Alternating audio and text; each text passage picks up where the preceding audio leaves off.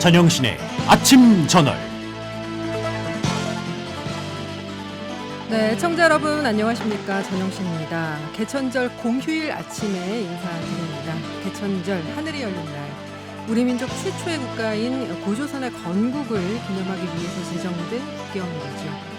분열과 대립, 갈등으로 혼란스러운 요즘 우리의 민족 정신을 일깨웠던 개천절의 의미와 홍익 인간의 정신을 되새기면서 오늘 하루는 보다 너그러운 마음으로 반대 진영을 좀 바라보는 건 어떨까 생각해보게 됩니다. 전영신의 아침 저널 10월 3일 월요일 순서 출발하겠습니다.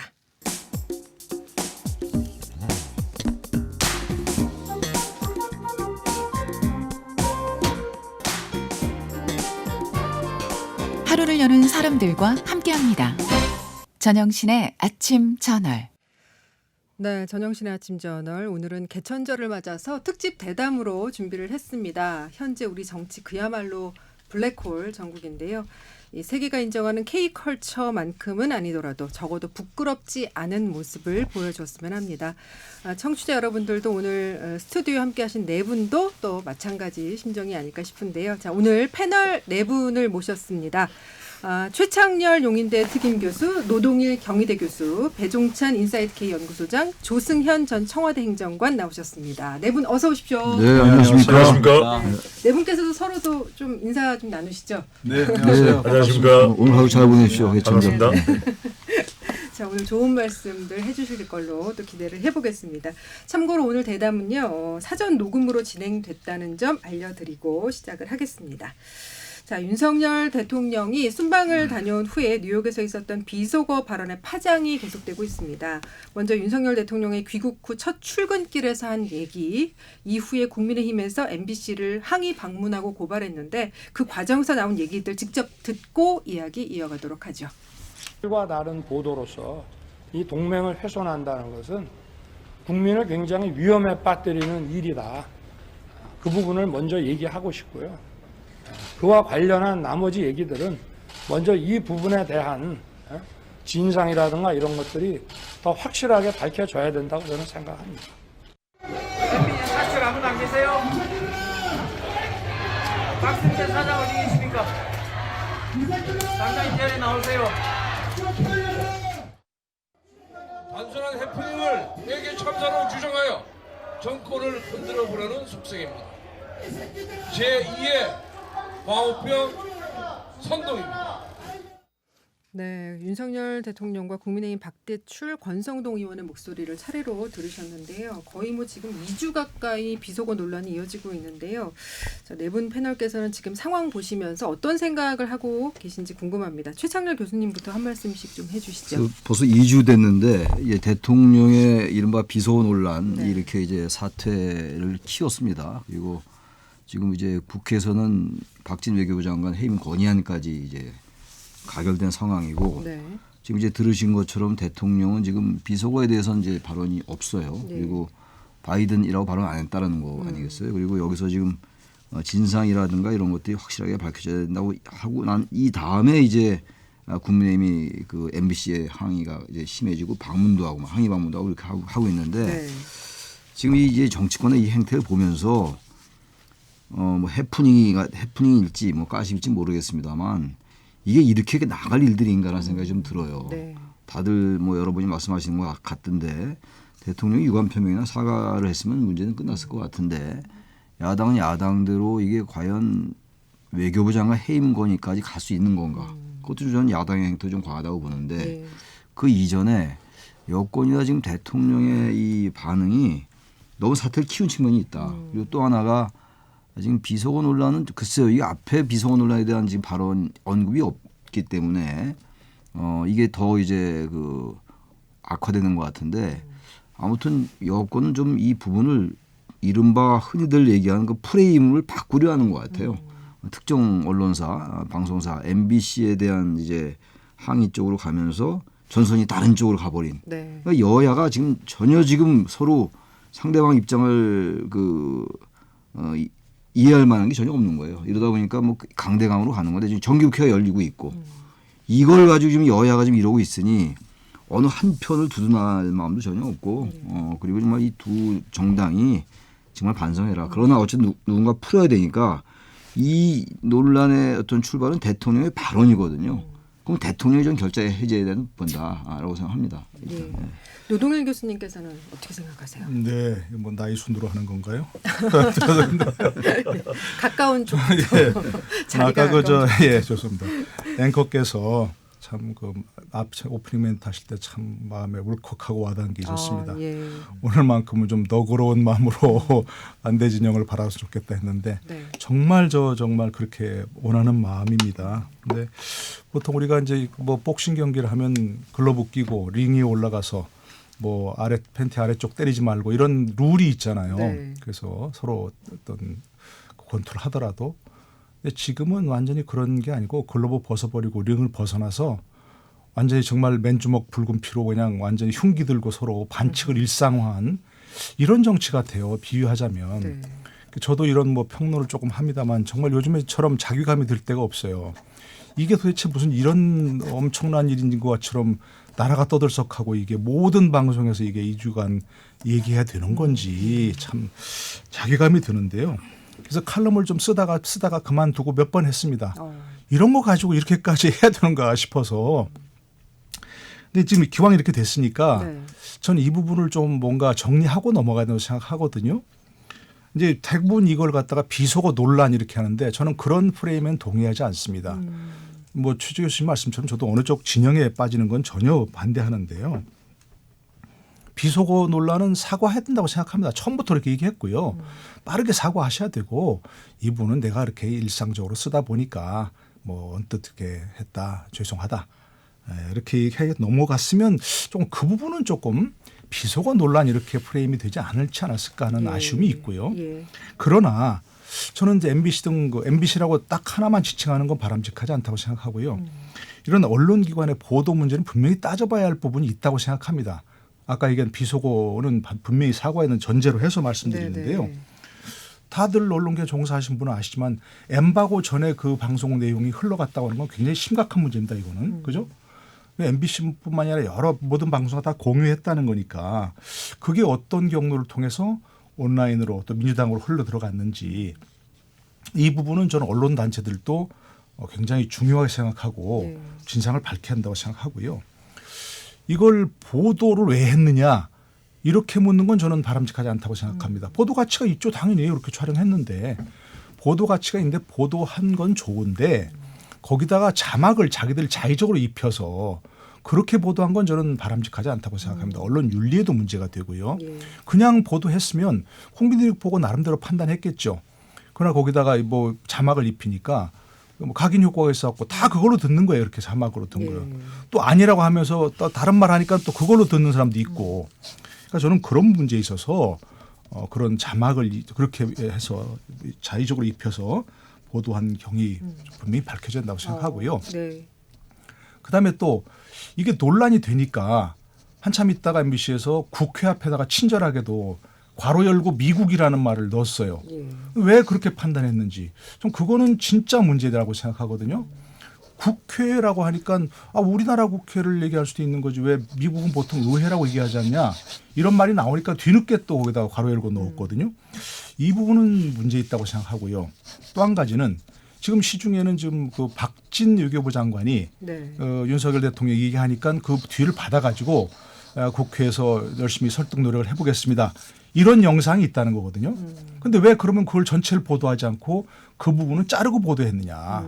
이런 부분은 저는 보도 문제에 있어서는 언론 윤리도 그렇고 굉장히 중요한 것이어서 저는 이 부분은 분명히 좀 밝혀져야 한다고 생각합니다. 예. 다시 말씀드리지만 비속어 논란은 분명히 사과해야 한다는 걸 전제로 해서 말씀드립니다. 예. 예. 자, 배종찬 소장님. 네, 저는 뭐 짧게 말씀드리겠습니다. 네. 이건 저는 여야 대전쟁이다. 우리 BBS 불교 방송에 제가 출연하면서 이제 데이터 분석을 통해서도 말씀드렸듯이 8말 9초부터 이제 전쟁이 시작될 것이다. 네, 네. 막장 정치죠. 예. 저는 이 막장 정치고 이 막장 정치를 본질적으로 개선하지 않으면 이런 사태는 어느 때나 일어날 수 있다. 외교도 상당히 저는 좀 혼선이었고 이번 외교 순방도 뭐 조문 외교부터 시작을 해서 그러니까 완벽할 수는 없지만 대통령의 지지율이 낮을 때는 좀 더 꼼꼼할 필요가 있거든요. 네. 또 하나는 이게 비속어 논란이 되면서 이 국내로 대통령이 들어왔을 때의 여당의 대응, 또 야당은 이제 공격하고 대량 난감인 거죠. 저는 마지막은 민망한 겁니다. 경제 문제도 크고 저는 차분하게 해결할 수 있다고 봅니다. 대통령이 사과 안 하면 계속 야당이나 더불어민주당에서는 사과해라라고 요구하면 되는 것이고 정부 여당도 국민의힘도 MBC로 갈 게 아니라 네. 언론중재위원회나 방송통신위원회나 저는 충분히 그런 우리 제도적인 민주주의 국가의 제도를 가지고서 할 수 있다고 보거든요. 네. 왜 국민들이 정치판을 보면서 창피하고 부끄러워야 되는지는 모르겠습니다. 예, 조승현 교수님 한 말씀해 주시죠. 제가 보기에는 지금 아까 우리 최 교수님께서 결자해지도 말씀하셨는데 문제는 원인 제공자가 이제 대통령이고 대통령의 발언 아니니까. 근데 이제 이 윤석열 대통령이 어떻게 보면 대통령 된 것까지는 저는 이렇게 생각합니다. 이게 이분이 그 누구한테도 머리 숙이지 않고 그런 기계에 있는 강골 검사이기 때문에 그걸 매력으로 느끼고 그걸 장점으로 느껴가지고 대통령까지 간 분인데 문제는 이게 단점으로 작용하는 거죠. 이분이 이제 정말 검사 시절부터 왕처럼 군림하면서 그 누구한테도 타협하지 않고 그 뭐랄까 고개 숙이지 않고 무릎 꿇지 않고 살아오다 보니까 이런 기질이라든지 성격이 고집이 될 수도 있고 그게 아집으로 발전하고 그게 독단과 독재로까지 발전할 수 있는 위험성이 지금 드러나고 있는데 그렇기 때문에 이분은 이제 사과를 한 번도 하지 않고 사는 분이었기 때문에 지금 사과 한마디면 다 끝날 문제인데 그 사과를 하지 않고 그러니까 대통령이 사과를 안 하는데 참모가 뭐 사과를 하라고 강요할 수도 없는 거기 때문에 같이 대통령실도 우기고 있을 수밖에 없거든요. 그래서 김대기 비서실장 같은 경우에도 지금 같이 우기면서 이게 바이든도 아니고 XX도 아니고 이렇게 뭐랄까 오히려 가짜 뉴스를 유포하고 있는 거거든요. 전 국민이 다 그렇게 듣고 이미 국민들 판단이 다 끝났습니다. 근데 그 기억과 그 고막과 청력을 바꾸려고 지금 시도를 하는 것은 잘못됐다고 생각이 드는데 그게 대통령의 어떤 기질에서 기인하는 것이 아닌가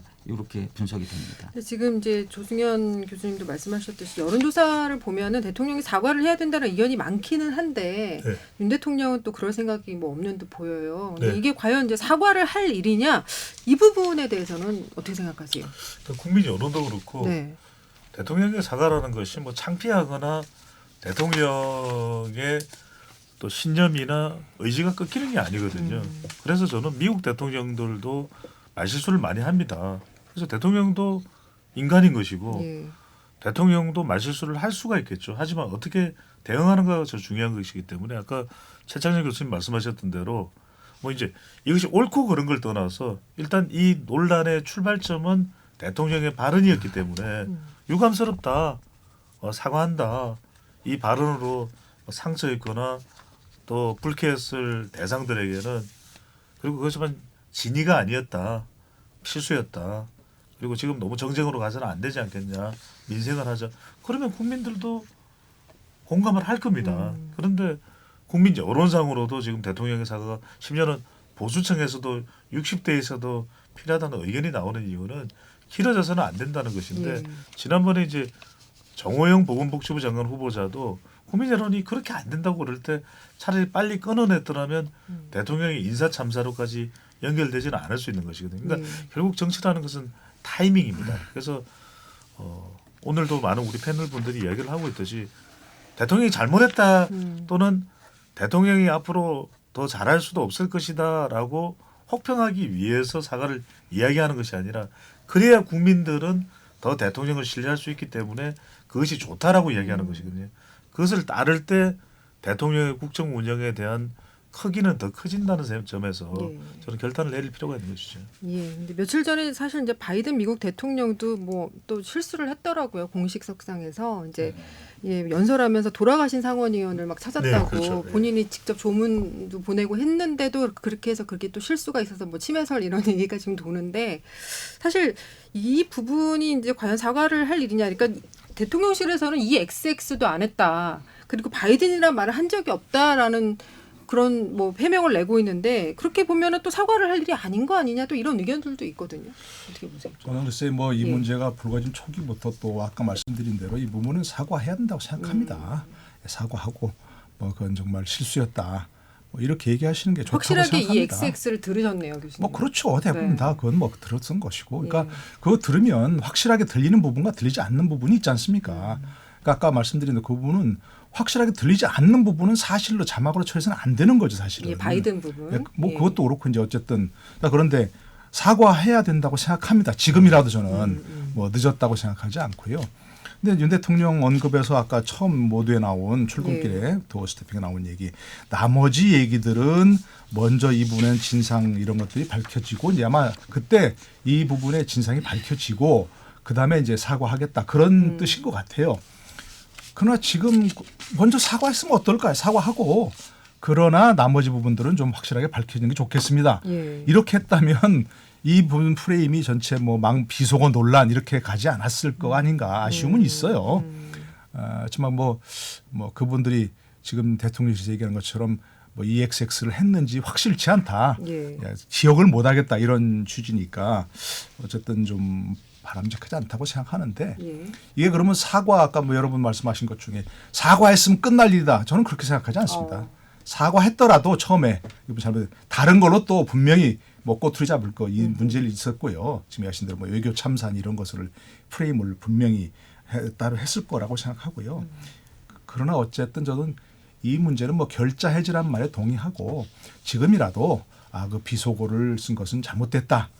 그러나 아까 말씀드린 여러 가지 언론의 보도 문제 이것은 우리가 무슨 뭐 저 언론에 뭐 간섭하기 위해서라든지 언론 자유를 훼손하기 위해서라든지 이게 아니고 이런 부분은 분명히 좀 따져봐야 할 필요가 있다. 이렇게 접근하는 게 저는 뭐 분리해서 하는 게 바람직하지 않을까 싶어요. 예. 그 방송사 문제는 좀 네. 다른 각도에서 제가 하나 말씀드리고 싶은 예. 게 MBC 얘기잖아요. 네.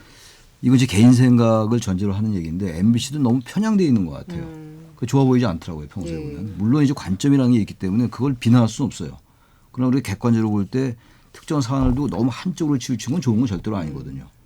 이른바 그래서 지금 권성동 전 원내대표가 좌파 언론의 뭐 쇠고기 광우병 사태가 생각난다 이런 얘기하는데 좋은 발언은 아니에요. 좌파 언론이나 벌써 이 좌파라는 단어를 여기 자꾸만 이렇게 끌어들이면 안 되는 거거든요. 근데 아무튼 간에 MBC가 이번에 미국이라고 자막 그 괄호 넣은 건 저도 이해가 안 갑니다. 그거는 이게 미국을 국회란 말은 아까도 우리 노 교수님 말씀했습니다만 대한민국 국회를 국회라고 그러지 미국은 콩그레스라고 그러잖아요. 예, 대한민국 국회를 예. 내셔널 어셈블리라고 하는 건데 그래서 그걸 오해할까 봐 미국으로 오는 것 같아요. 그렇게 보여요 제가. 그건 좋은 행태는 아닌 거예요. 네네. 애써 막 그걸 각인시키는 것 같아서 그러다 보니까 여권에서 과도하게 반응하는 건데 그렇다고 또 MBC를 방문해가지고 항의라고 꼭 18세기 정치 보는 것 같아요. 과거 조선시대도 이렇게 정치 안 했다고요.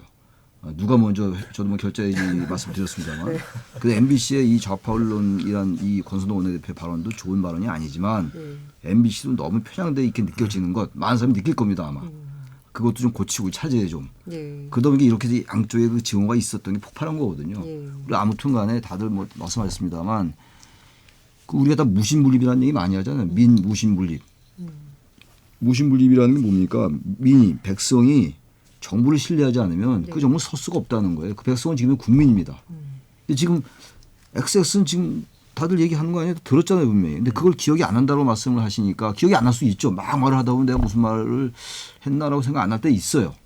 그렇지만 일반적으로 그게 잘 납득이 잘 안 가잖아요. 그러니까 그게 사소한 것일 수 있고 큰 것일 수 있는데 그게 계속 키워져 왔던 거예요. 생각이 안 나는 것 같다. 그리고 이제 바이든 쪽으로 이제 문제의 그 본질을 확 돌려버리니까 일반 국민 중에 상당수는 비속어가 번질 수 있다고 생각할 수 있어요. 국회에 대고 만약에 XX를 했다면 그건 대통령실이 인정한 거였잖아요. 그 홍보수석이. 네. 근데 그걸 완전히 프레임을 바꿔가지고 MBC를 공격하고 이렇게 되면 이게 말이 되냐고요. 네. 저 그건 두 가지 다 같이 지적하고 싶습니다. 예. 저도 예, 조승현 그 교수님. MBC 엠바고 파기 이런 부분에 이제 오해가 있으신 것 같아서 네. 좀 엠바고에 대해서 좀 설명을 드리면은 이 청와대 행정관으로 계셨기 때문에 예. 잘 알고 계세요. 네. 예. 그게 이제 6시 10분에 대통령께서 그 발언을 하고 6시 반에 이제 미국에 송출해서 서울에 그 영상이 오기 7시 반 정도였다고 합니다. 예. 그러면 이제 대통령실에 또 보면 거기 기자들이 많이 있지 않습니까? 예. 그럼 그 기자들이 많이 있는데 이게 뭐지 하고 대통령 욕했네 이러면서 서로 돌려본 거죠. 그래서 엠바고를 파기했다기보다 기자들끼리 이게 뭐야 하면서 서로 공유를 하게 된 거죠. 근데 엠바고를 파기한 건 아니고 그 엠바고 시간이 지나서 보도한 건 맞습니다. 근데 이제 이런 부분이죠. 기자들이 여럿이 알게 되니까 사실 기자들이 청와대든 아니면 국회 이제 보좌관이든 이렇게 친한 사람들한테 정보를 좀 공유하는 게 있고 그 단톡방도 같이 만들고 그런 게 있습니다. 왜냐하면 청와대라든지 국회에서도 기자들한테 정보를 주는 게 있기 때문에 거기 단톡방에 받은 글로 이렇게 도른 것이 이제 박홍근 원내대표 귀에까지 들어가게 된 거고 그래서 MBC가 그걸 보도를 엠바고를 파기했다 이렇게 할 수는 없는 것 같고 그리고 엠바고라는 것이 사실은 어떻게 보면 취재 편의를 위해서 어떤 기자는 속된 말로 물 먹는다 그러잖아요. 어떤 기자는 먼저 그 정보를 받게 되고 어떤 기자는 못 받게 되는 수가 있으니까 시간을 정해갖고 편의상 하는 거지 그걸 어떤 보도를 하는 언론의 자유를 막을 수 있는 그런 부분은 아닙니다. 그래서 서로 이제 관행처럼 하는 거기 때문에 그걸 가지고 지금 엠바고를 파기했네 민주당과 내통했느니 하면서 MBC를 이렇게 잡으려고 하는 거 이거는 너무나 잘못된 대응이라고 생각이 들고요. 저널리즘을 존중하는 태도가 특히 대통령실에 필요하다고 그 말씀 꼭 드리고 싶습니다. 아니, 그러니까 이 말씀은 짧게만 관련해서 드리면은 엠바고를 지켰든 안 지켰든 또는 그 동영상을 어디서 공유를 했든가는 그 부분에 대해서 따질 게 있으면 따지는 것이지 그건 메신저의 문제라고 보거든요. 그러니까 메시지가 대통령의 발언을 놓고서 우리가 평가를 하는 것은 다른 차원이지 않습니까? 그러니까 그걸 보도를 하지 말았으면 좋았을 텐데 보도했으니까 이건 모든 건 그쪽 잘못이다라고 이야기하는 것은 메신저의 책임을 묻고 있는 것이거든요. 메시지를 따져봐야 되는 것이죠. 저는 그래서 이 부분은 메시지와 메신저는 따로 분리할 필요가 있다라는 아까 노동일 교수님의 말씀이 전적으로 옳고 MBC의 그 편향과 같은 부분은 정치적 성향에 따라서 보는 시각은 다를 것 같아요. 그래서 저는 그 부분에 대해서도 국민의힘이나 대통령실에서 따질 수도 있을 것 같아요. 하지만 그건 그도 말씀드렸지만 우리가 가지고 있는 제도가 있지 않습니까? 언론중재위원회도 있고 네. 방송위원회도 있고 방송통신위원회도 있고 방송윤리심의위원회도 있고 저는 이런 제도를 거쳐야 된다고 봅니다. 그리고 국회에서 얼마든지 그런 부분을 MBC 보도에 대해서 좀 더 공정했으면 좋겠다는 것을 따질 수 있겠죠. 그리고 또 MBC는 그 부분에 대해서 방어를 하거나 어떻게 해명을 하거나 또는 더불어민주당이 이야기를 할 수 있겠죠. 한 가지 아쉬운 점은 그래서 이것도 쉽지는 않을 텐데 저는 그래서 지금 너무 여야 대결이 심각하다는 게 정말 서로 간에 차분한 대응을 했더라면 이런 일까지 왔을까요? 그러니까 더불어민주당도 이런 거죠. 자칫 이제 보수 성향이 강한 사람들의 시각에서 볼 때는 지금 MBC도 이 보도하는 그 논조에 따라서 이거 윤석열 대통령 정말 한 방 터질 수밖에 없는 끈 우리가 잡았네. 그러면 이제 이걸 빨리 보도를 해서 윤석열 대통령 해외 순방에 한 방 먹이자 이렇게 누군가는 또 생각하는 사람들이 있을 겁니다. 또 더불어민주당에서도 가뜩이나 지금 윤석열 대통령, 윤석열 정부 마음에 안 드는데 이거 정말 큰 건이다 이렇게 판단하고 움직인 것 아니냐라는 해석을 할 수도 있는 거예요. 그래서 저는 보도는 그럴 수 있다고 봅니다. 왜냐하면 보도는 워낙 다양하고 그것은 우리 시청자나 청취자가 결정하는 부분인데 더불어민주당도 저는 조금은 더 신중했더라면 아쉬움은 있어요. 왜? 그런 보도가 나오더라도 그렇다면 참 그건 큰 문제가 될 텐데 좀 기다려보자 대통령실의 해명이 뭔지는 들어보고 우리가 당의 입장을 내겠다 이랬더라면 조금 더 성숙하고 좋을 뻔했다라는 생각은 듭니다. 예, 혹시 교수님 네, 아까 그러니까 뭐 엠바고 깬 그걸로 누구도 그걸 문제 삼지는 않아요. 그걸 문제 삼는 그 자체를 문제 삼는 게 아니고 그게 왜 어떤 경로로 해서 민주당에 들어가게 되었느냐. 혹시라도 정말 어떤 특정한 목적을 가진 사람들이 어떤 시간이든 간에 거기다가 바로 정보를 줬다면 그건 문제인 거죠. 사실은. 이제 언론 보도 공정, 중립 이런 게 참 언론의 사명 아닙니까? 덕목이고.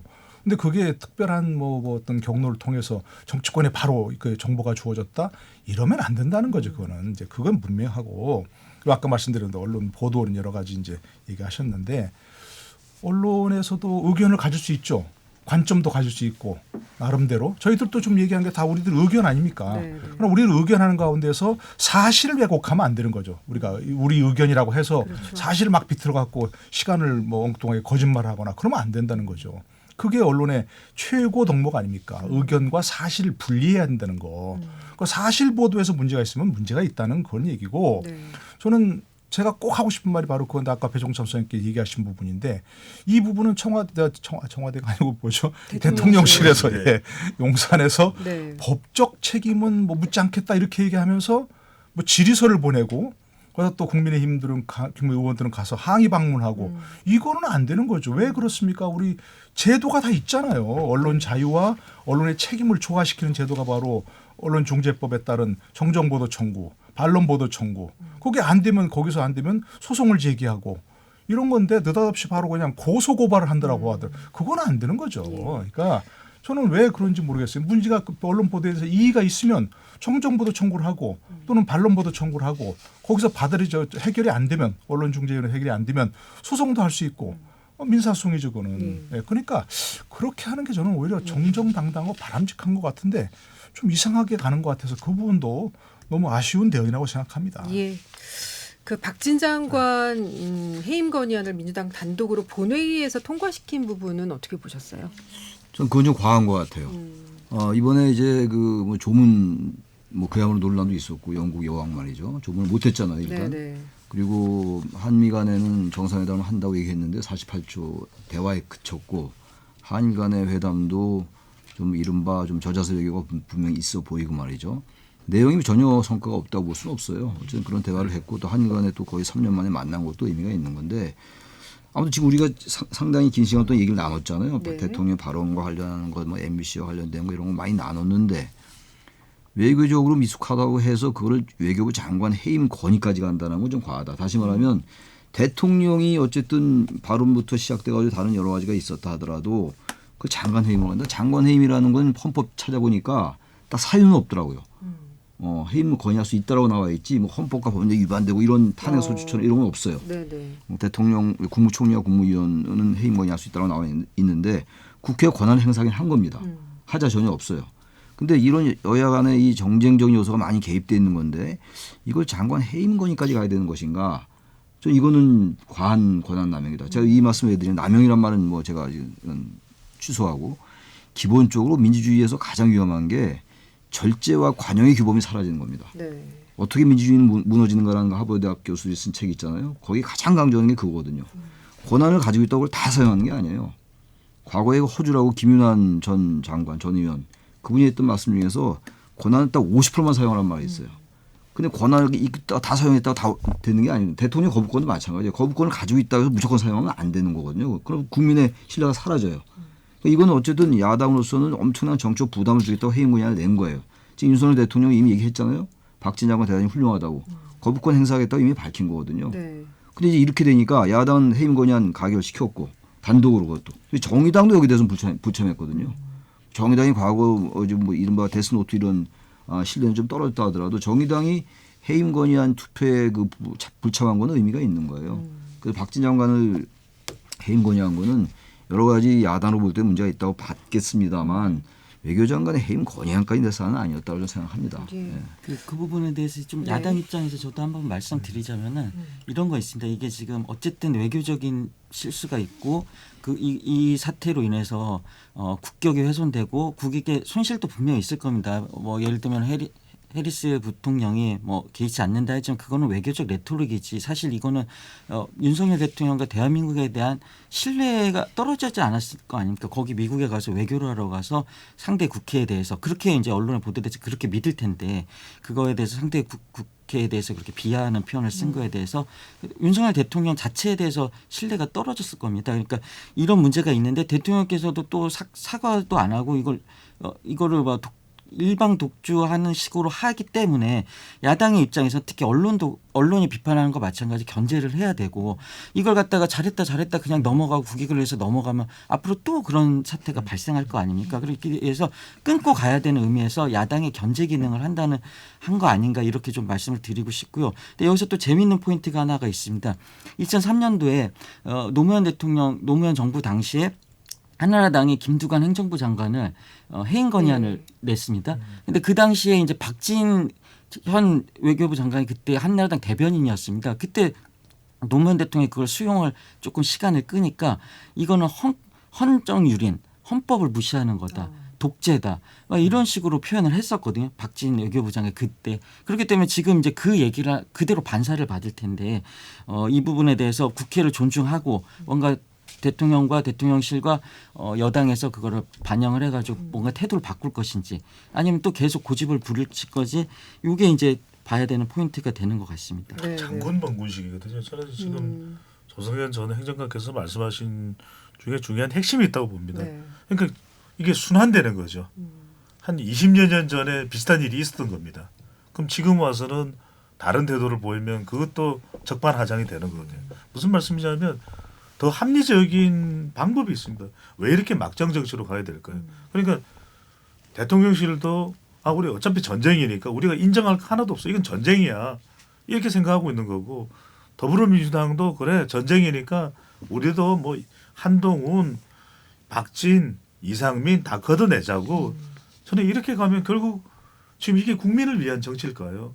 그러니까 저는 이번 외교가 분명히 혼선이 있더라고요.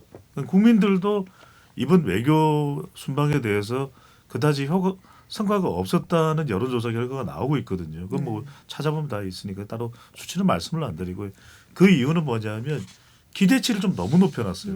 흔쾌히 한일 간의 정상회담을 하기로 했고 한미 정상회담도 외교 차관 등의 발언이 있었어요. 저도 들었거든요.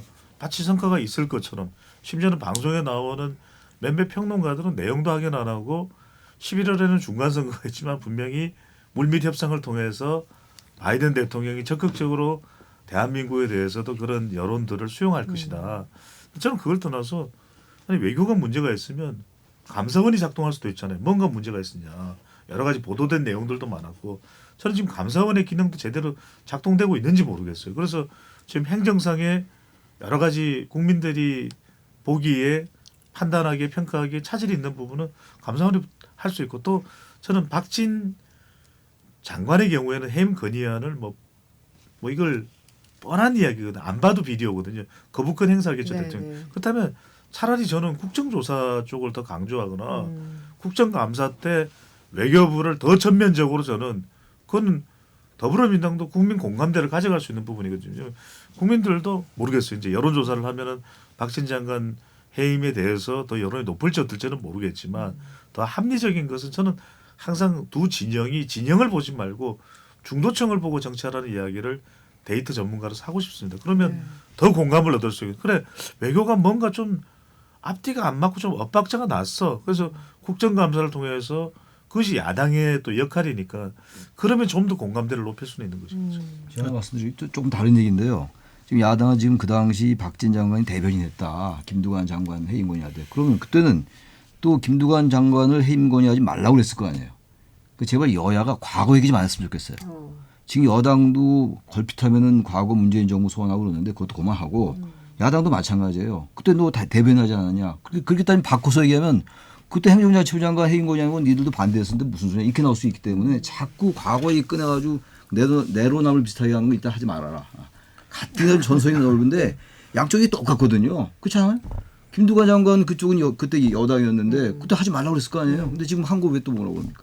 그래서 그게 앞뒤가 안 맞으니까 과거 얘기 하지 말아라. 그 말씀. 저도 말 드리고 있는데 지금 여당도 그렇고 이제 야당도 그렇고 여당도 야당을 해봤고 야당도 여당을 해봤잖아요. 그러면 야당도 여당의 입장을 이해하고 여당도 야당의 입장을 이해할 수 있잖아요. 그게 굉장히 좋은 역지사지가 될 텐데 자기들이 옛날에 했던 얘기는 다 잊어버리고 똑같은 얘기를 되풀이하고 있다고요. 너무 참 우스운 얘기고 안타까운 얘기고 정말 뭐랄까 이걸 가지고 우리나라가 지금 엄청난 좀 뭐 K 컬처가 세계를 휩쓸고 뭐 K 방산이 세계를 휩쓸고 있다 그러는데 정치만은 왜 이런지 도대체 이해가 안 가고요. 이 부분 이제 좀 집중을 하면 저는 미숙한 대응 분명히 있다고 생각합니다. 저도 개인적으로 지적한 부분이 아니 왜 그 보통 한일 정상회담이 합의가 됐다면 양국에서 공동 발표하는 게 관례잖아요. 동시에 발표하는 게. 그렇죠. 근데 우리는 완전히 흔쾌하게 일본 정부에서 합의했다고 그러면 일본 정부는 완전히 할 수가 없는 거예요. 그다음에는 그에 대해서 합의가 됐다 하더라도 일본 정부가 그렇게 할 수 없는 상황이 됐단 말이에요. 우리가 먼저 발표했으니까. 외교 관례를 다 알고 우리도 아는 걸 모를 리가 없잖아요. 근데 왜 그렇게 했는지 도대체 이해가 안 가고요. 한미 정상회담은 확정되었다는 식으로 얘기했어요. 뭐 점심이냐 저녁이만 문제라고 하는 식으로. 근데 저는 그때 대통령실에서 발표를 참 그렇게 하지 말고 뭐 한일 정상회담은 지금 열심히 조율 중이다. 그러나 2년 9개월 동안 한일 정상회담 한 번도 만나지 못한 그런 상황에서 만나면 쉽지 않을 것이다. 그러나 뭐 단초라도 만들기 위해서 노력 중이다. 이게 기대치를 좀 팍 맞췄으면 네. 30분 만난 거라도 대단한 성과네 이랬을 거예요. 한미 정상회담도 우리 다 보잖아요. 그게 유엔 총회장인 뉴욕 가서 만나는 거니까 정상들이 다 와가지고 다 미국 정상 만나기 원하는 상황이에요. 우리가 그것도 모르는 것도 아니에요. 그러면 우리가 한미 정상도 만나기 위해서 노력하지만 그 상황이 워낙 많은 정상들이 참석하니까 확실치 않다. 그러나 우리의 입장은 전달하도록 다 노력 중이다. 이 정도 했으면 네. 잠깐 만나서 얼굴 48초 만나 뭔 얘기했겠습니까? 네, 그러니까 그런 거라도 그래도 성과가 있었네라고 했을 텐데 그런 점에서는 좀 미숙하다. 그런 점은 분명히 지적해야 됩니다. 그걸 전제로 해서 거기다가 그러면 그 박진 그 외교부 장관 해임 건의로 대응하냐? 전 이것은 그야말로 소 잡는 칼로 닭 잡는 데 쓰는 모기 잡는 데 칼 빼드는 그런 얘기라고 생각하고요. 그럼 앞으로는 만약에 혹시라도 이제 한동훈 장관이나 다른 장관들이 문제가 있다 하더라도 이거 쉽게 발의하기 어렵습니다. 네. 그러면 또 거대 야당 힘 자랑하느냐? 이런 쪽으로 분명히 역풍이 불 수 있는 상황이기 때문에 이건 지나치게 과도하고 성급한 그런 대응이다 이렇게 생각합니다. 네. 자, 개천절 특집 전영신의 아침 저널 함께하고 계십니다. 잠시 광고 듣고 오시겠습니다.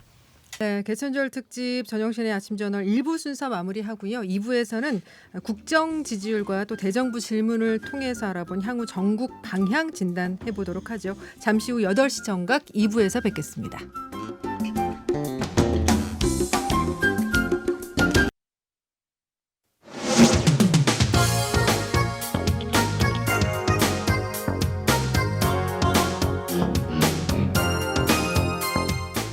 네, 개천절 특집 전영신의 아침 저널 2부 시작하겠습니다. 노동일 경희대 교수, 배종찬 인사이트K 연구소장, 조승현 전 청와대 행정관, 최창렬 용인대 특임 교수와 함께하고 있습니다.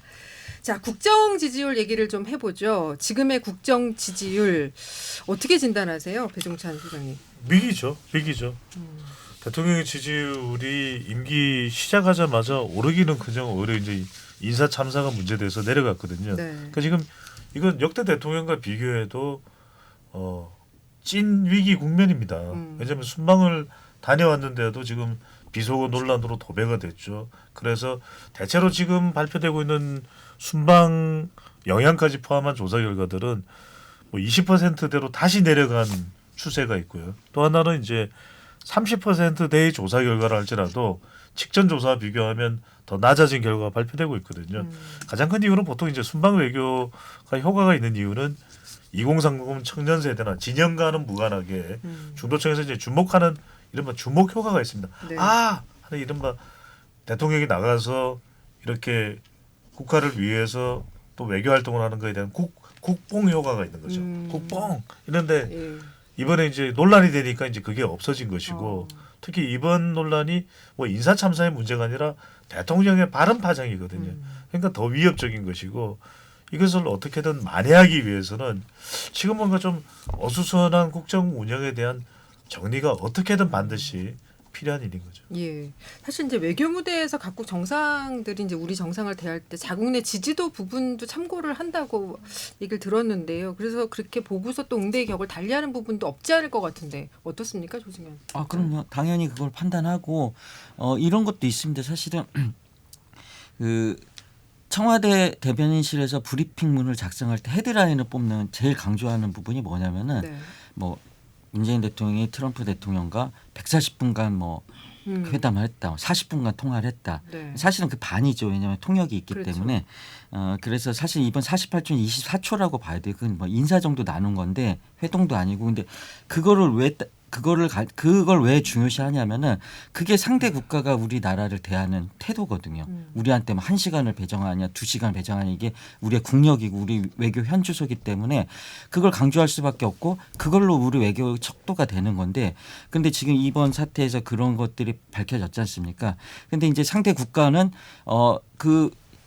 우리나라를 바라볼 때 그런 우리나라 지도자의 태도 뭐 예를 들면 뭐 영화라든지 아까 말씀하신 K 콘텐츠를 봤을 때 국격이 올라가는 것처럼 우리나라 정상이 뭐 비속어를 사용한다든지 자국 내에서 국정 동력도 없다든지 이러면은 저 사람하고 협상을 해갖고 되겠나, 뭐가 정책이 추진이 되겠나 이런 의심을 가질 수밖에 없고요. 네. 그게 바로 우리나라를 대하는 태도가 되는 거죠.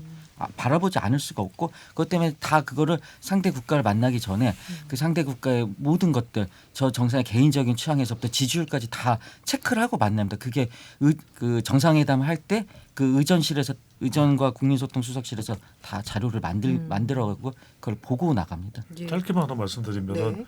지금도 이제 전 세계적으로 한 22개 국가 대체로 이제 선진국에 포함되는 국가들이죠. OECD에 포함되어 있는 국가들을 대상으로 해서 미국의 모닝 컨설트라고 하는 기관이 정기적으로 한 달에 한 번 정도 꼴로 조사를 하고 있거든요. 네. 그러면 지금 윤석열 대통령의 지지율이 다른 국가 정상과 비교를 하더라도 높지가 않아요. 그래서 그런 부분은 국제적으로는 이제 비교가 될 수 있습니다. 가령 우리가 남미 국가 중에서도 지지율이 워낙 높았던 우루과이의 대통령이나 호세 무이카 전 대통령이나 또 룰라 다시우바 이번에도 지금 대선 후보로 유력하게 부각되고 있지 않습니까? 네.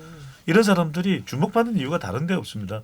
남미 국가 브라질은 이제 상당히 강대국으로 올라섰지만 그렇게 주목하는 나라는 아니거든요. 그런데 네. 워낙 지지율이 높으니까 연일 보도되는 것이 뭐 지지율 80% 그러면 만나는 정상들도 인기 스타입니다. 그 사람은. 그러니까 호세 무이카가 우루과이의 정말 이 세계 지도를 보면 변방 국가지만 주목할 수밖에 없기 때문에 대통령도 어떻게든 이걸 고심해야 되는 겁니다. 대통령과 대통령실이 대통령 지지율을 어떻게 하면은 임기 초반에 50% 이상으로 끌어올릴까 고민 안 하면 이상한 거죠. 이 지지율이 낮으면요, 전 윤석열 정부나 여당이 더 큰 위기에 봉착할 수가 있거든요. 이런 지지율 가지고는 동력을 받을 수가 없어요. 근데 좋은 아시나 야당이 지금 압도적 다수 아닙니까?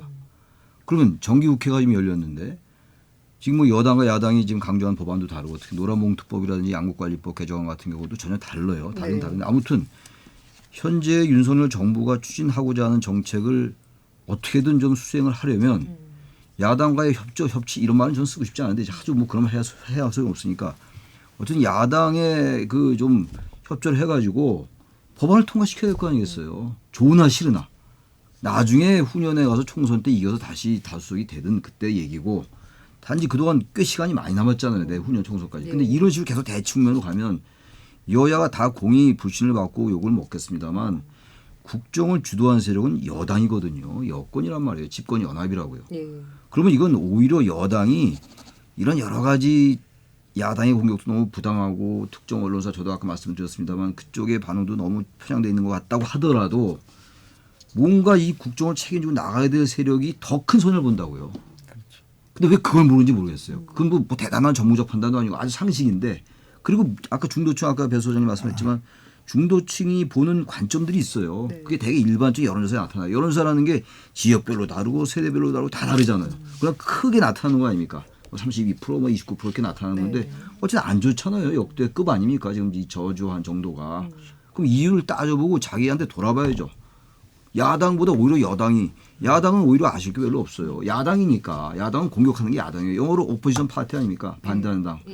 그냥 너무 그 야당한테 저도 야당 비판 많이 하고 그럽니다만 야당이 그건 놔두고 자신들이 더 총선에서 이기기 위해서라도 야당을 찾아가고 이런 노력이 너무 안 보여요. 그 노력을 좀 하면 전 지지율 금방 올 수 있다고 보거든요. 뭔가 대통령이 너무 답답하다. 그 말씀 안 될 수가 없어요.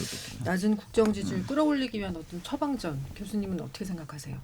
저까지 얘기해야 됩니까? 네. 할 말이 없는 상황인데 뭐 답을 뭐 말씀하신 대로 동의하는데 저는 기본적으로 현재 현 윤석열 정부가 처한 상황이 좋지 않다 그렇게 생각합니다. 여론조사 뭐 이렇게 보지만 그걸 세부적으로 들어가 보면 특정 지역 또 민주당 지지층 이런 데서는 반대가 90%입니다. 그러니까 전체적으로 아무리 뭐 찬성률이 높아도 그게 오를 수 없고 일단 하여튼 저는 맥시멈이 50%라고 보거든요. 48.뭐 지난번에 받았던 그게 맥시멈이고 어쨌든 그걸 감안하더라도 현재 별로 좋은 건 아니죠. 과거대로 국정 운영을 이제 청와대 들어가서 과거대로 그냥 따라했으면 사실은 뭐 별 문제 큰 문제가 없을 텐데 과거 거는 다 지금 뭐 사람도 그렇고 모든 시스템이 지금 안 하는 거 아니에요. 그대로 따르지 않는 거 아니에요.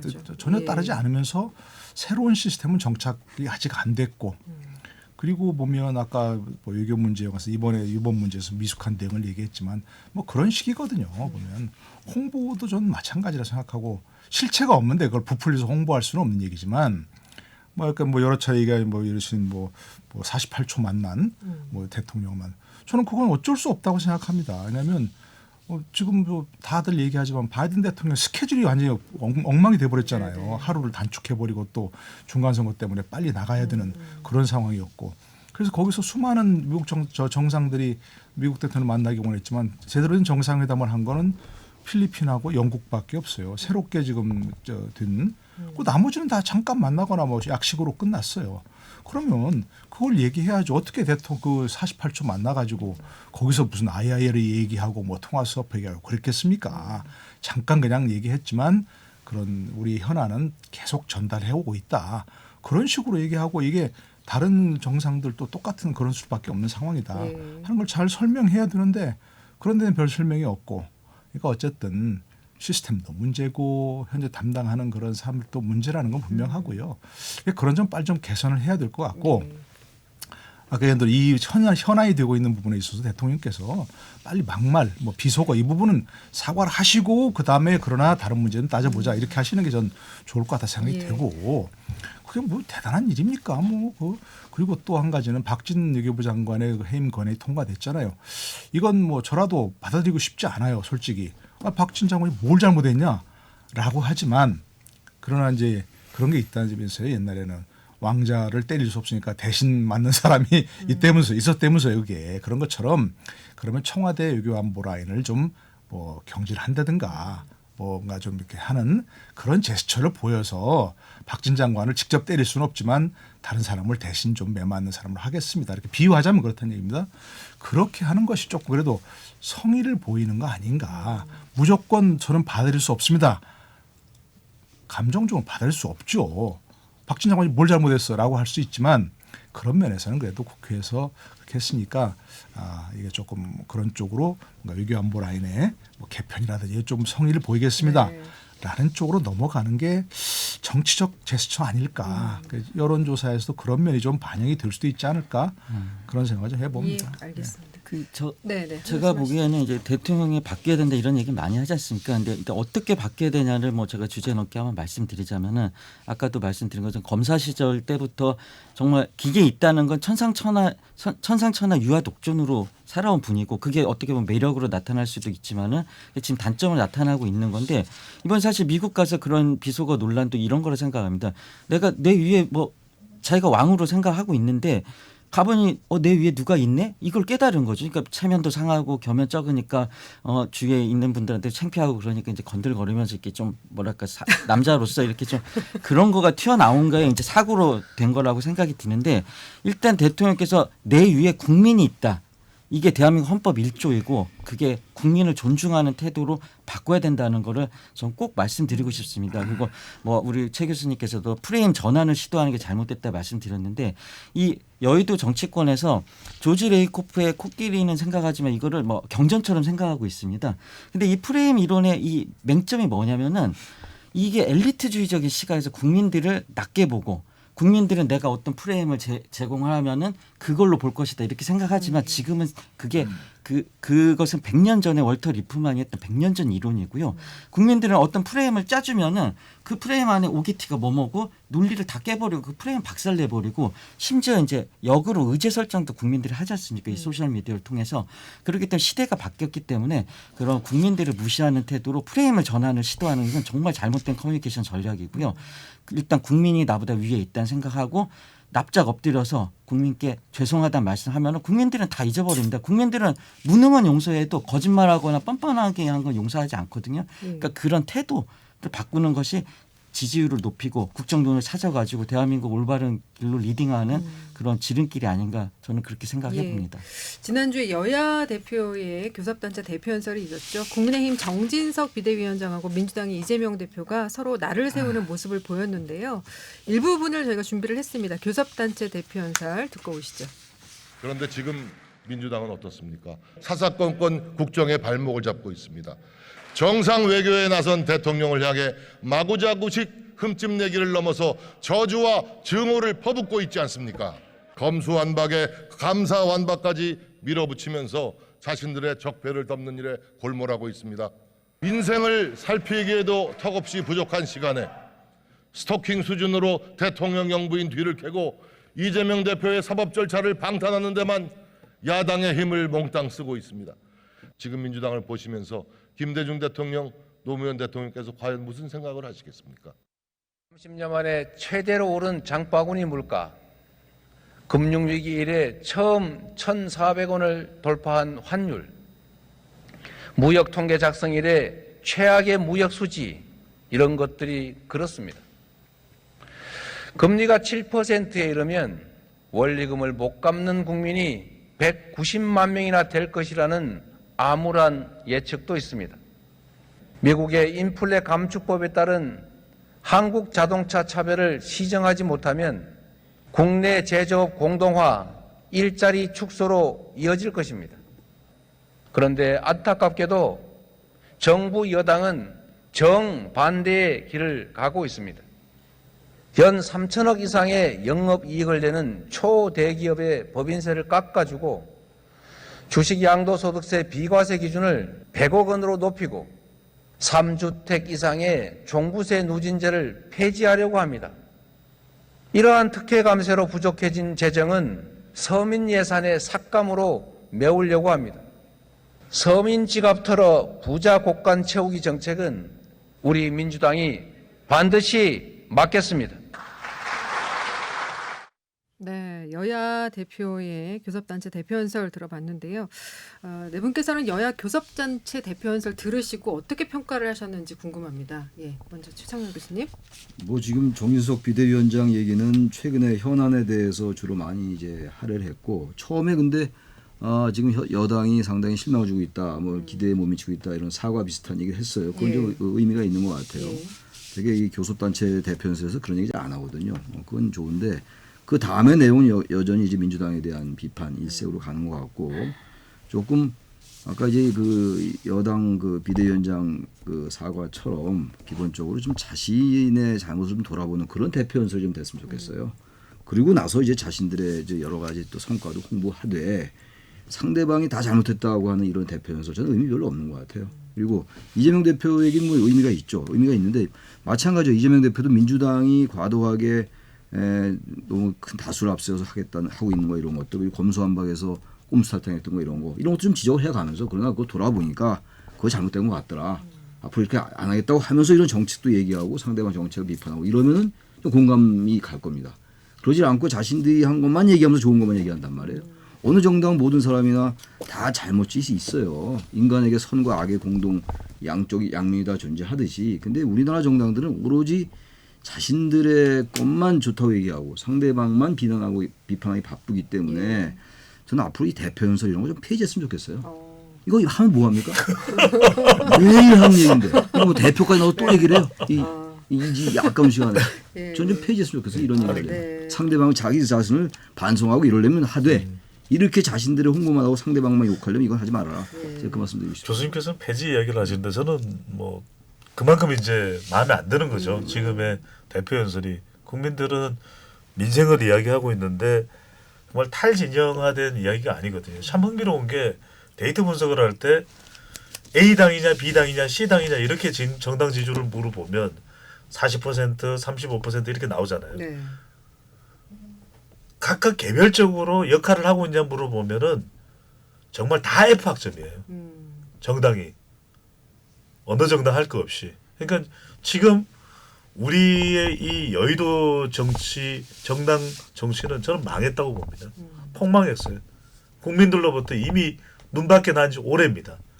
팬덤은 살아있는지 모르겠어요. 그러니까 지금 이 대표 연설에서도 두 가지를 지적하면 자기의 역할에 대한 내용은 구체적으로 안 나옵니다. 그러니까 사실은 집권 여당으로서 우리는 어떻게 하겠습니다라는 것이 더 명확하게 앞으로 예산국회도 있고 국정감사를 앞둔 대표 연설이기 때문에 나와야 되는데 이건 이제 이 지금 정치적인 상황에 대해서 정진석 비대위원장은 이제 더불어민주당은 맹비난한 거고 이재명 대표는 조금 더 그래도 수치적으로 통계적으로 정교하게 구성은 돼 있는데 국회 다수당인 더불어민주당 그러면 어떻게 할 거냐 이 내용은 안 나오거든요. 그리고 더불어민주당의 부동산 법에 대해서도 문재인 정부 5년 동안 많은 비판을 받았거든요.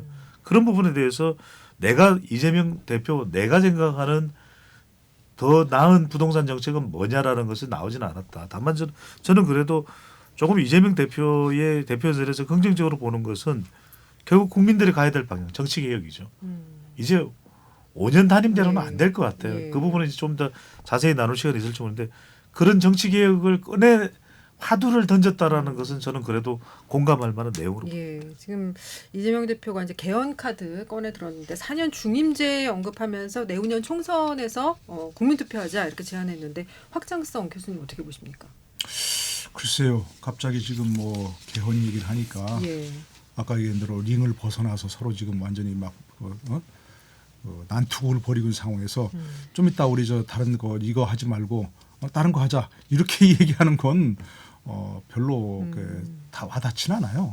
와닿지는 않고 이 문제는 뭐 우리나라 정치 오래된 문제고 계속 정권 때마다 얘기는 나오지만 얘기만 나올 뿐 별로 실현이 되지 않고 있거든요. 저는 이제 어떤 이런 개헌 문제 나올 때마다 늘 하던 얘기가 아니 공부 안 하는 학생한테 좋은 만년필 주면 시험 잘 보냐 이래서 늘 반대해 왔습니다. 근데 지금은 조금 생각이 달라졌어요. 왜냐하면 차라리 뭐라도 한번 해보자. 도저히 이렇게 해서 뭔가 사람이 바뀌지 않고 뭐 늘 여야 아까 얘기한 대로 여야 바뀌나 뭐 하나 아무 생각 없고 상대가 망하기만 하면 우리가 잘 되니까 그렇잖아요. 사실은 상대가 망하기만 하면 우리가 이제 우리에게 기회가 오니까 그런 정치를 먼저 바꿔봐야 되겠다. 그런데 그 바꾸는 제도 개선 방향이 4년 중임제 대통령제를 그대로 유지하면서 글쎄 우리가 늘 바꾸는 게 대학 입시잖아요. 매 정권마다 바꿉니다. 지금도 뭐 저 대학 입시를 앞두고 있지만 너무나 복잡해서 뭘 어떻게 하는지 잘 모르겠어요. 또 대학이 몸담고 있지만 그것처럼 바꾸면 좋아질 거냐 이런 확신이 없으니까 저는 하고 싶지 않아요. 별로. 왜냐하면 대통령제 만약 4년 중임제를 한다 그러면 지금 5년 단임제보다 좋아질 거냐? 저는 더 나빠질 거라고 생각합니다. 왜냐하면 그나마 5년 단임제니까 공무원들이 현직 대통령에 별로 신경 안 써요. 그러나 만약 4년 단임제 중임제를 해보세요. 현 1년차 첫 번째 임기를 하는 대통령은 모든 공무원들 다 이용해가지고 다음 재선 선거 운동 이용할 겁니다. 우리나라에서. 그러니까 더 나빠질 거라고 생각하고요. 그것보다는 저는 예전에 얼마 전에 이재명 대표가 얘기했던 뭐 권역별 비례대표제라든가 이런 구조적으로 다당제를 할 수밖에 없는 이런 쪽으로 차라리 제도 개선하는 게 저는 맞다고 생각합니다. 우리나라 정치에서 제일 평화로웠던 시간 다 아시지만 노태우 대통령 때 여소야대 시기에 4당이 돼 있을 때 YS에 뭡니까 PK를 기반했던 YS, 호남을 기반했던 DJ, 또 TK를 기반했던 노태우, 그다음에 충청을 기반했던 김종필, JP 이런 분들이 정립돼 가지고서 서로 이렇게 뭐 합종 연행을 하고 법안을 통과시키고 하면서 했던 때가 제일 평화로웠던 시기거든요. 저는 그것처럼 예를 들자면 지역 정당을 허용하고 지금 저는 지역 정당이 왜 나쁜지 모르겠어요. 그걸 뭐 지역 정당을 허용하고 그다음에 또 여기 나온 것처럼 뭐 권력구조 개편이 아니라 뭔가 좀 선거제도, 국회의원 선거제도 이걸 좀 개편하는 뭐 그런 쪽으로 저는 힘을 쓰는 게 좋지 않을까. 예전에 뭐라도 좀 바꿔봤으면 좋겠다는 생각이 들어요. 저도 4년 중임제는 전 반대예요. 대통령제의 단점이 지금 이게 본질인 건데 5년 단임이기 때문에 문제가 생긴다고 얘기하는 거는 권력을 잡은 사람들이 자신의 권력을 연장하는 것밖에 안 되는 것 같아서 권력 구조를 바꿔야죠. 5년 다니면서 4년 중이면 구조는 그대로인 거 아니에요. 그리고 선거제도 이거는 지난번에 유성정당 이런 게 있었잖아요. 그런 것도 중요한 얘기입니다. 좋은 말씀하셨는데 그것도 전 큰 기대를 안 걸고 일단 좀 공천제도부터 바꾸라. 공천제도부터. 다당제 해도 또 자기 그 당의 그 지도부 수장의 눈치를 볼 거라고요. 이런 식의 공천제도라면. 그래서 국회의원의 공천 그리고 국회의원이 되는 경로를 완전히 바꿔줘야 돼요. 그 국민들 눈치를 봐서 국회의원이 된다면 이렇게까지 안 할 거예요. 이렇게 막 아부하는 발언하고 있다 그런 얘기가 나올지 모르겠는데 무슨 뭐 비속어도 하나도 안 들리고 딴 말로 들리고 막 이런 얘기가 나오는 거예요. 의원들 입에서. 국민의힘 의원들인데 지금.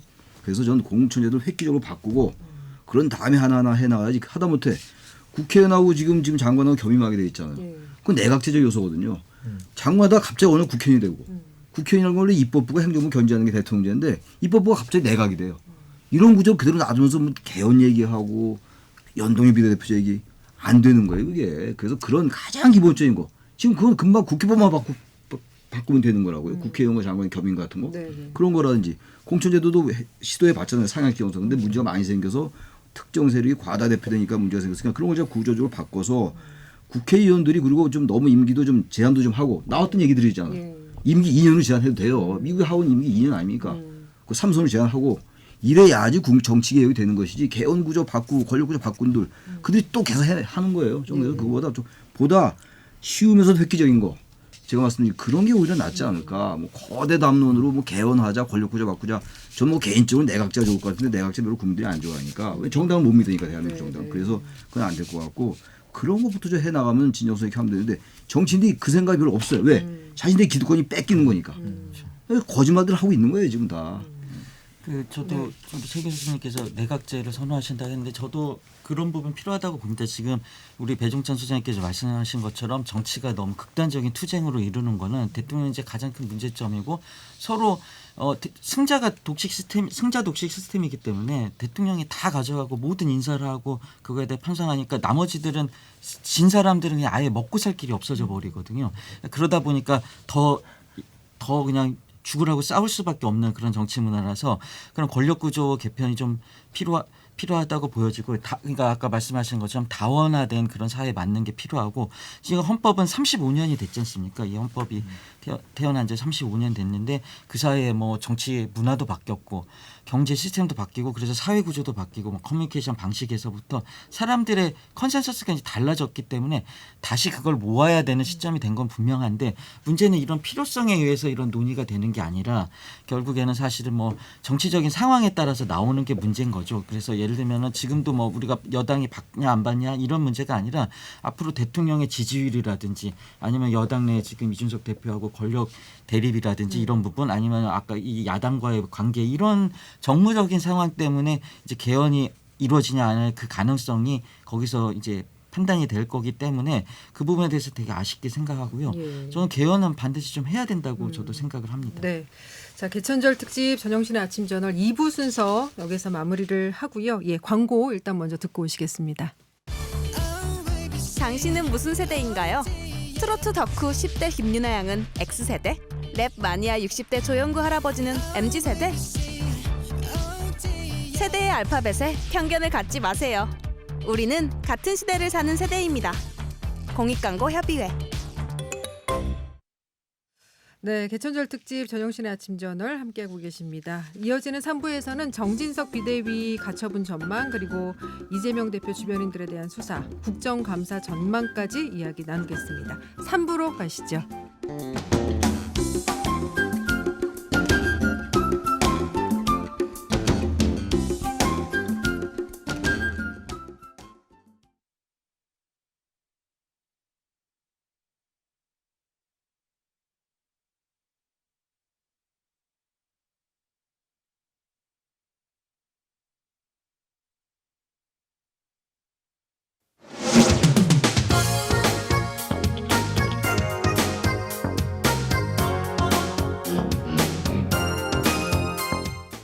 네, 개천절 특집 전영신의 아침 저널 3부 시작하겠습니다. 배종찬 인사이트 K 연구소장, 조승현 전 청와대 행정관, 최창렬 용인대 특임 교수, 노동일 경희대 교수와 함께하고 있습니다.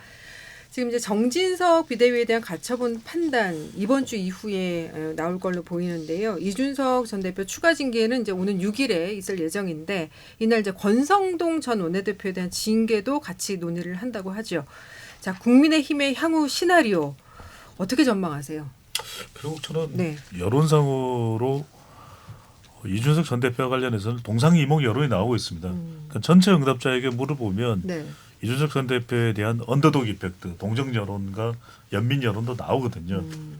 그런 조사에 이제 질문이 자기 국민의힘 당대표로 누가 적합하냐 전체 응답자들 그러니까 더불어민주당이나 중도층 일부에서는 이준석 전 대표나 유승민 전 의원이 힘을 실어주는데 국민의힘 지지층은 달라요. 그래서 국민의힘 지지층의 여론만 놓고 보면 또 지금 지도부 또 윤석열 대통령의 의중 등을 포함해서 분석을 한다면 이준석 전 대표가 국민의힘에서 살아남기는 쉽지 않을 것이다.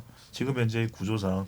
그래서 그건 그 방식은 추가 징계가 될 가능성이 상당히 높고 왜냐하면 정진석 비대위에 대한 재판부의 판결 방향은 1차 판결 때랑 아주 크게 달라진 건 없거든요. 네네. 핵심이 그 당시에 조호영 전 비대위원장이 현 이제 원내대표죠.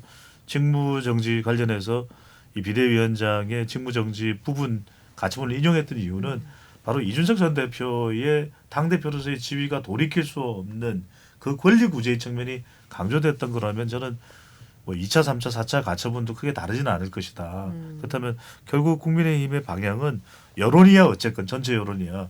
국민의힘 내부의 여론도 그렇고 이준석 전 대표와의 결별이라고 봐야 될 것 같습니다. 예. 권성동 전 원내대표에 대한 징계를 이제 같은 날 논의한다는 거는 이거 이준석 전 대표를 뭐 제명하기 위한 어떤 밑밥이 아니냐? 뭐 또 이런 전망도 있는 것 같아요. 저도 그렇게 좀 잠깐만요. 예. 저도 좀 그런 생각이 좀 드는 게 권성동 원내대표가 지난번에 이제 그 연찬에서인가요? 그 금지령이 내렸었는데 술 이제 기자들하고 먹고 이랬다는 거 아닙니까? 네네. 그것 때문에 이제 징계를 하는 건데 뭐 징계할 수 있는 거죠. 근데 이제 이준석 전 대표의 징계가 이제 다음 달 10월 6일로 이제 돼 있단 말이에요. 거기 이제 끼워 맞추기식 징계 아니냐 이런 생각이 언뜻 들긴 하더라고요. 왜냐하면 이준석과 권성동은 지금 국민의힘 내분의 가장 당사자들이고 핵심 당사자들이란 말이에요. 네. 근데 두 사람이 같이 징계를 하는 거라서 이 전 대표에 대한 징계가 너무 과하다, 거칠다 이런 여론이 분명히 많이 있어요. 그런 것들 좀 희석시키기 위한 게 아니냐 그런 생각도 좀 드는데 뭐 글쎄요 징계가 어떤 수위가 내릴지 모르죠. 이준석 전 대표의 경우는 당원권 정지 6개월 했으니까 네. 이제 탈당 제명 내지는 탈당 권유가 될 거예요 아마. 근데 이제 권성동 전 원내대표는 뭐 그 정도 징계가 안 나올 것 같고 그래서 아마 이 부분은 최근에 내분과 관련해 가지고 뭐 최근에 그 뭐 물론 이제 권 원내대표가 권 전 원내대표가 이제 연찬에 그런 일도 있었습니다만 예. 그래서 이준석 전 대표의 균형을 맞추기 위한 거 아닌가 그런 뭐 느낌이 들기도 합니다. 사실. 네. 예. 이런 가운데 이제 내후년 총선에 공천권을 갖게 될 차기 당 대표에 또 관심이 모아지는데요. 윤심이 작용할 거란 관측 나오는데 어떻게 보세요? 그 당연히 현재도 윤심이 작용을 하고 있고요. 네. 이제 뭐 집권한 지 한 3, 4개월밖에 안 됐으니까 뭐 그건 당연한 거고요. 상당히 갈 수밖에 없고 내후년 총선까지는 기본적으로 가야 되는데 문제는 지지율이 계속 이렇게 나오고 그다음에 이준석 대표 변수가 있기 때문에 이제 유승민 의원에 대한 지지율이 이렇게 높아지는 것도 그거에 대한 반증이라고 생각이 듭니다. 네. 사실 유승민 이게 민주당 입장에서 봤을 때 그 예전에 제가 생각했을 때 유승민 의원이 가장 그 뭐랄까 두려운 존재라는 생각을 저는 했던 게 있었습니다. 왜냐하면은 이분이 상당히 합리적이고 개혁적이고 대화가 통할 것 같고 뭔가 좀 경제적 전문가이기 때문에 그러니까 진보 진영에서 그렇죠. 봐도 민주당에서 그렇게 봤을 보였다는 때 말씀이세요. 그게 예. 비호감도가 낮았거든요. 예. 그 얘기는 뭐냐 확장성이 있다는 얘기인데 그게 뭐 시대적 상황에 의해서 먹히지 않고 지난 대선 같은 경우에 국민들이 뭐 특히 국민의힘에서는 스트롱맨을 원했던 거 아닙니까? 국민의힘을 뭐 구해줄 스트롱맨을 원했기 때문에 그걸 했는데 좀 너무 준비가 안 된 대통령을 하니까 부작용이 크구나 이걸 느끼면서 그 준비가 좀 많이 돼 있는 것 같은 그다음에 합리적이고 이런 유승민 의원에 대해서 다시 주목이 높아지고 있는 것 같고요. 그 얘기는 뭐냐면 윤심이 앞으로 얼만큼 영향이 높아질지 낮아질지 이건 예측을 할 수가 없기 때문에 더구나 총선은 올해 아주 많은 기간이 남아있지 않습니까? 지금 예측하기는 상당히 어려운데 지금 아까 말씀드린 것처럼 윤석열 대통령이 그런 태도를 바꾸지 않는다면은 네. 거기서 반등하지 힘들게 되고 그러면은 뭐 정계 개편에서부터 전당대회 문제까지 해서 계속 국민의힘은 혼란에 휩싸일 수밖에 없지 않나 이렇게 예상이 됩니다. 예. 근데 지금 이제 말씀하셨듯이 뭐 민심은 물론이고 당심도 유승민 전 의원 지지하는 여론이 좀 상당히 보여요. 그러니까 차기 당대표가 이제 지난번 원내대표도 좀 그런 비슷한 모양새가 나왔었는데 뭐 친윤 대 반윤 뭐 이런 구도로 간다면 반윤이 승리할 가능성은 어떻게 좀 전망을 하세요? 글쎄요, 뭐 지금 그야말로 섣불리 예측하기는 어렵죠. 근데 이제 우리가 마지막 그 문재인 대통령 마지막 시기를 보면 그때 민주당에서 문재인 대통령의 의중이라든지 이런 것들을 고려할 수밖에 없는 게 지지율이 높았던 상황이거든요. 굉장히 지지율을 물론 관리했기 때문에 그런 것이고요. 정치의 지지율 관리는 뭐 당연히 해야 되는 부분이고 근데 지금 현재로서는 윤석열 대통령의 지지율이 이렇게 높지 않은 상황에서 윤석열 대통령의 의중이 무슨 결정적으로 작용을 할까? 저는 그런 생각이 조금 그렇게 의문이 갑니다. 그러니까 뭐 이 대립 구도가 무슨 친윤 반윤이라기보다는 그야말로 앞으로 본인이 어떤 그 당심이라든지 민심에 어떻게 호소하느냐의 이게 달려 있다고 생각하거든요. 그야말로 이제 주자들이 누가 나올지 모르지만 대개 지금 얘기가 나오지 않습니까? 네. 근데 그 중에서 이제 제일 주목을 해야 될 게 이제 안철수 의원하고 유승민 전 의원이겠죠. 딴 사람들이 이제 그야말로 어느 정도 당심의 지지를 얻을 수 있는데 민심에 크게 호소하기 어려운 부분들이 많잖아요. 제 이름은 안 들겠습니다. 그분들이 기분 나쁘실까 봐. 근데 안철수 의원 같은 경우는 지금 여러 차례 말하자면 당대표를 해보셨잖아요. 네. 그죠? 네. 근데 거기서 뚜렷한 성과를 사실 못 냈어요. 그런 면에서 지금 이른바 이제 민주당 지지층에서는 안철수 의원이 됐으면 좋겠다. 라는 생각이 있다는 거예요. 확실치 않지만 민주당에서 왜냐하면 그야말로 그야말로 예전처럼 정말 대표가 안철수 대표가 되어서 한번 그야말로 다시 한번 분란을 겪어봐라 이런 기대라 그러고 얘기하고요. 네네. 그리고 현 유승민 의원도 그런 비슷한 지지라고 생각합니다. 민주당 지지층에서 이른바 역선택이. 그 누가 지금 유승민 의원을 민주당 국민의힘 지지층에서 누가 지지하겠습니까? 지지하지 않거든요. 유승민, 이준석 다 똑같은 그런 상황이라 보고요. 더 이상 그 두 분들은 국민의힘 기반으로 정치를 할 수가 없습니다. 현재 상황에서. 특히 TK 지역 가보면요. 유승민 의원에 대한 전 의원의 반감은 여전합니다. 여전합니다. 저는 그 유승민 의원이 그러니까 지난 대선 정국에서 여러 차례 기회가 있었다고 생각하거든요. 그게 왜냐하면 경선을 끝났을 때 저는 흔쾌히 경선 결과에 동의하고 정말 윤석열 대통령을 만들기 위해서 같이 한번 노력합시다 하면서 같이 손들고 나섰다면 저는 과거의 죄가 사해졌다고 생각합니다. 그 국민의힘 지지층에서 사해졌다고 생각을 하는데 그렇지 않았잖아요. 그리고 지금까지도 여전히 윤 대통령에 대한 비판만 해요. 민주당과 이재명 대표의 비판은 단 한 번도 들어본 적이 없습니다. 그러니까 국민의힘 지지층에서는 결코 유승민 대표를 인정할 수 없는 거예요. 유승민 대표라는 거를. 근데 이제 이준석 대표가 된 것처럼 민주당 지지층에서 역선택으로 될 가능성은 물론 있지요. 그러나 이분이 과연 또 대표에 출마할까? 이분은 좀 의문이 있습니다. 저는 유승민 전 의원이 출마 가능성이 있다고 봅니다. 그렇게 보는 이유가 결국 정치는 생물이거든요. 당대표가 될 가능성은 높지 않다고 봅니다. 하지만 유승민 전 의원이 윤석열 대통령과 정치적인 동행을 할 생각은 없을 거예요. 그렇다면 지난 경기지방선거에서 경기지사 선거에서도 유승민 전 의원에게 윤심이 실린 게 아니라 김은혜 전 의원에게 그렇죠. 윤심이 실렸잖아요. 지금 현재 홍보수석인데. 하지만 출마를 하는 이유는 뭘까? 결국 정치는 명분이거든요. 국민의힘 지지층이 다 지지를 하진 않겠지만 그래도 중도 보수나 또 국민의힘 지지층 일부 또 수도권의 지지를 받을 수가 있습니다. 그러면 전당대회에 나가서 자기 주장을 마음껏 펼치고 안 되더라도 유승민 전 의원에게는 정치적인 영향력이 생기는 것이거든요. 그게 왜 중요하냐. 전당대회에 나가서 생긴 그런 지지층들의 영향력이 이준석 전 대표도 이제는 국민의힘에서 나와야 될 가능성 이건 가정하는 겁니다.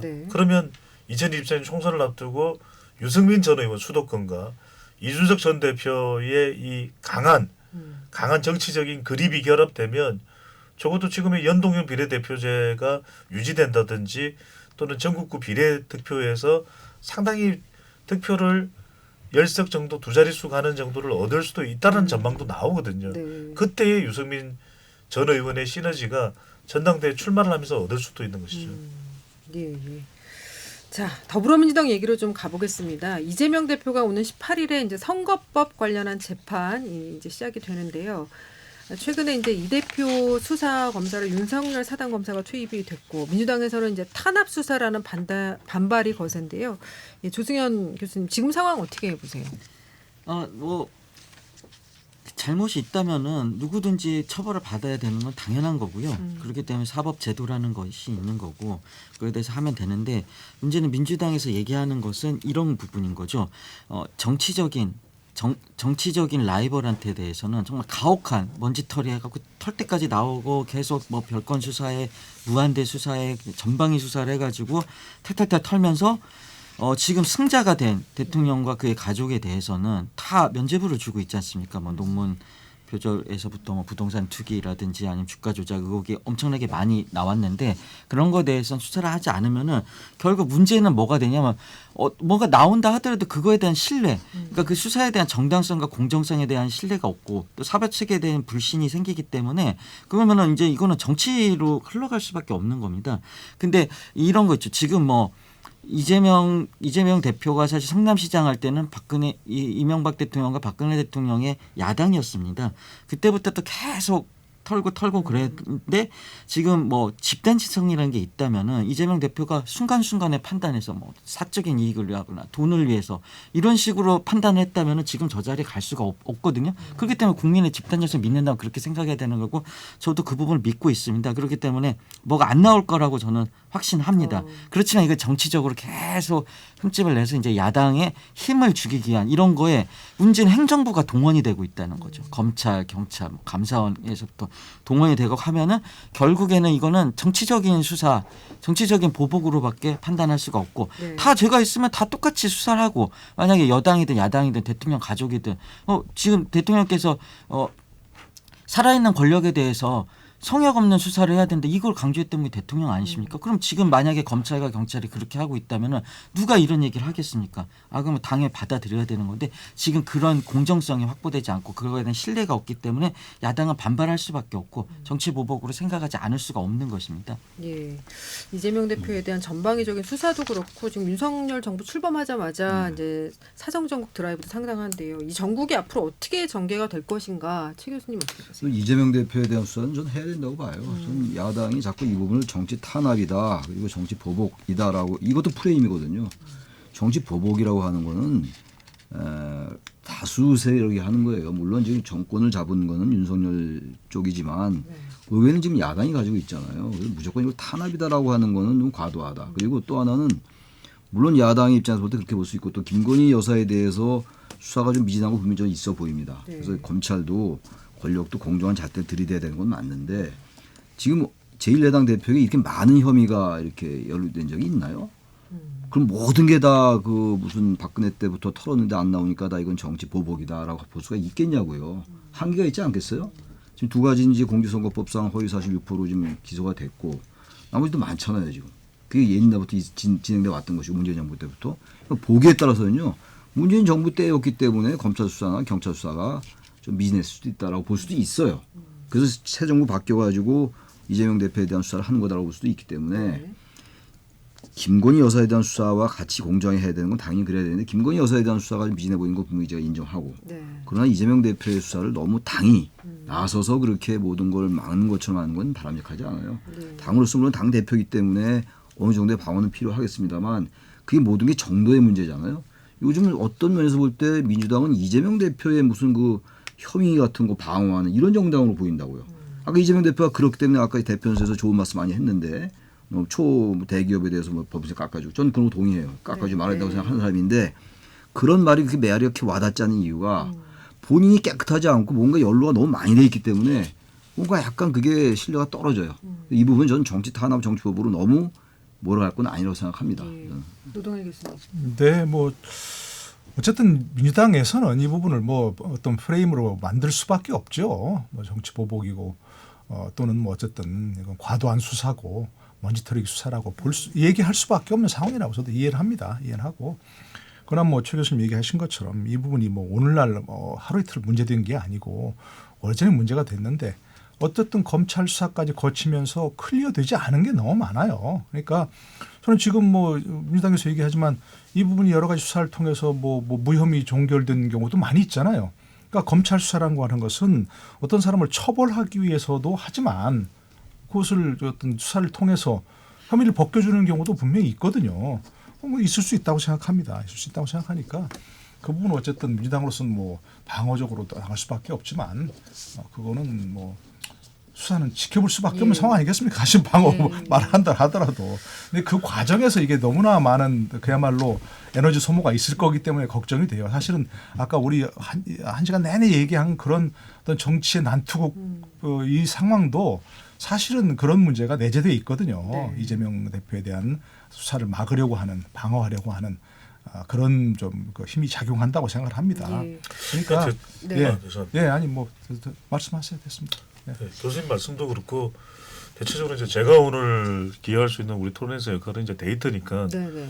김건희 여사 특검법도 국민 여론 찬성 여론이 상당히 높습니다. 이건 뭐 많이 보도가 됐으니까 마찬가지로 이재명 대표와 관련된 조사 결과들도 수사를 받아야 된다. 이걸 정치 보복이나 야당 탄압으로만 볼 것은 아니다는 의견도 상당히 높거든요. 그러니까 무슨 이야기냐면 받아야 될 수사를 받으면 되는 것이고 이걸 김건희 특검법과 이재명 대표의 수사를 연결할 이유도 없습니다. 각각 공정하게 하면 됩니다.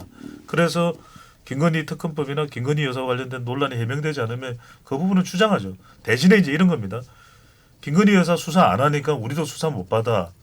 또 대통령도 이재명 대표가 수사 못 받는다고 하니까 우리는 그럼 당연히 김건희 여사와 관련된 건 안 파헤칠 거야.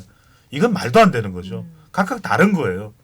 그리고 각각 상대방이 제대로 못하는 것은 따져 물으면 되는 것이지 저것 때문에 나는 안 할 것이다. 그건 말도 안 되는 것이고요. 그래서 이재명 대표 관련된 부분들도 지금 국민들이 명쾌하게 이해가 안 되는 부분도 분명히 있거든요. 쌍방울과 관련된 부분도 그렇고 그 부분에 대해서는 이재명 대표가 당과도 분리해서 본인의 의혹이 되는 부분을 해명해야죠. 아까 우리 조 행정관께서 굉장히 오늘 중요한 말씀 많이 주셨는데 제가 살짝 그 말씀은 공감을 못 하겠는 게 박근혜 전 대통령도 승승장구했잖아요. 최순실이 있을 줄 누가 알았습니까?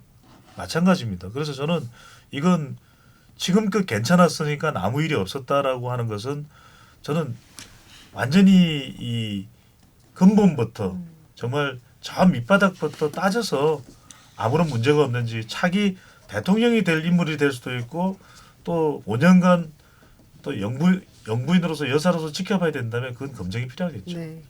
자, 오늘 개천절 특집으로 우리 사회의 오피니언 리더 4분 모시고 약 1시간 40분간 이 전국 상황 진단해보고 전망까지 또 해봤습니다. 지금까지 조승현 전 청와대 행정관, 최창렬 용인대 특임교수, 노동일 경희대 교수, 배종찬 인사이트 K 연구소장과 함께했습니다. 4분 오늘 말씀 잘 들었습니다. 고맙습니다. 네, 고맙습니다. 감사합니다. 네.